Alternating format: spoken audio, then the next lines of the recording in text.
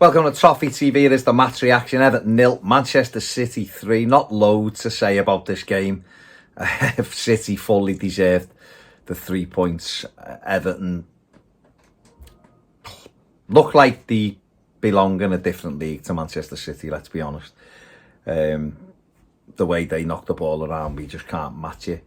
The manager, I think, was forced into a change. Obviously, no Vitaly Michalenko. He must have picked up an injury.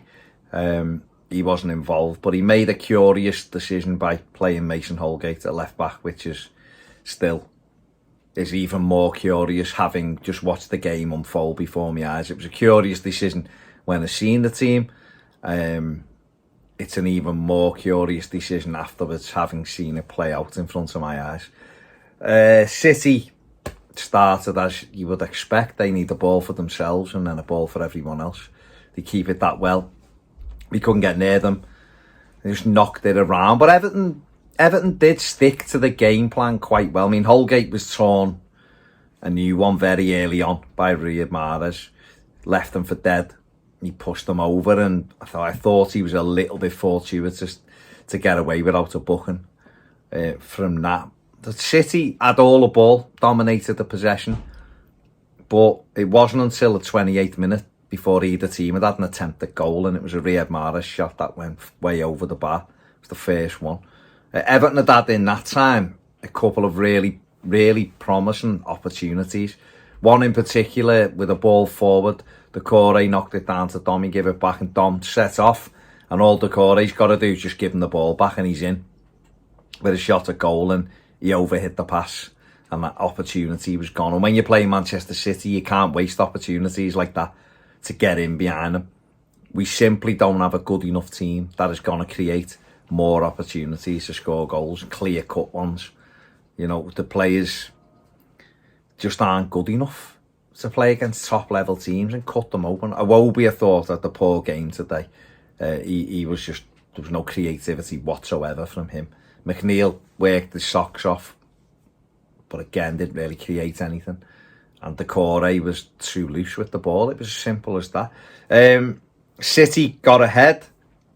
And what's really frustrating about the first goal is that Everton had done well to live with them. And this is their mantra. They just keep going over and over, doing the same thing. And then a team will switch off. And they might switch off for 5 seconds and they scored. And that's what they do. And they got the ball out to this Everton's left-hand side. We didn't stop the cross. The ball come in. Gundogan's on his own. Gets the ball on it, pops up off his thigh, and it's not an overhead kick, but he hooks it behind him into the corner of the net. And you know, the frustration is you've switched off for that moment and you're behind, having survived 37 minutes really without them doing much. And the Everton have done this many times this season and many times over the last few years, and it's an issue. And I don't know how it's solved.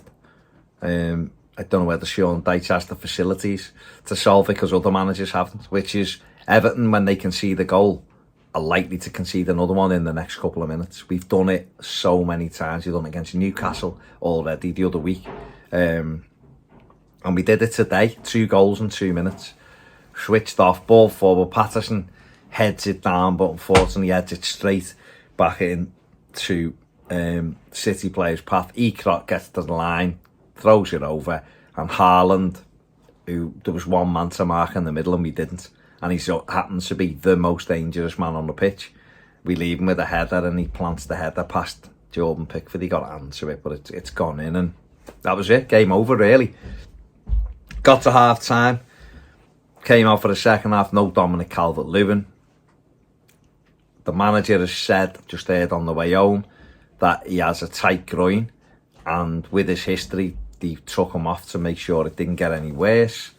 That's hugely worrying with 2 games left and 2 huge games left, because we saw his replacement, which again another strange decision by the manager, that his replacement was Neil Maupay. He came on and he must have touched the ball 3 times maybe. It's like playing with a man down, because he just doesn't get involved in anything, and he's never in the penalty area. Patterson put a tremendous ball across and he was nowhere to be seen. He's just nowhere.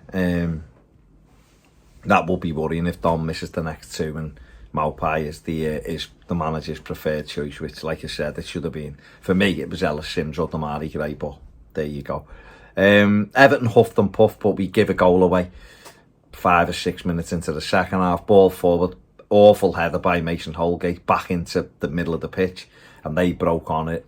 Garner shoves Foden over, and they moved the free kick a bit more central, and then put it in the top corner for 3-0, and that was it. It was over as a contest.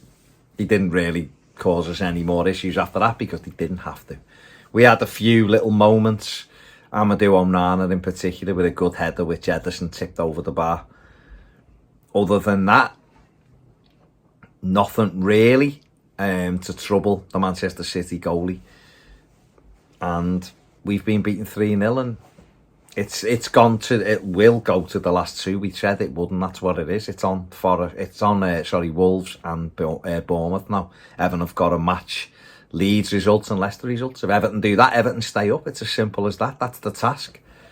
Forest have got 2 tricky games. They got a good point yesterday, but they've got Arsenal at home and they've got Palace away.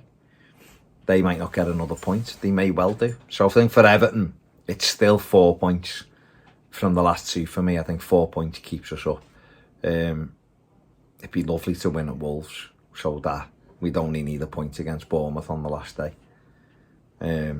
But that's going to be a big ask, and let's hope that Dom is fit for it. Man of the match. I thought Patterson worked hard. I don't think he was outstanding by any stretch. I don't think anyone was outstanding today for Everton. I thought Connor Cody done all right when he came on, to be fair. Amadou Onana did okay, but I'll probably give it to Dwight McNeil because he never stopped running. And he went and filled in at left back, and he was trying to cause them problems. It wasn't that he was amazing. He wasn't anywhere near the level he was at against Brighton, but he never stopped. So Dwight McNeil is my man of the match. That's it for me. Let me know what you think in the comments section below. Thanks for watching. See you later.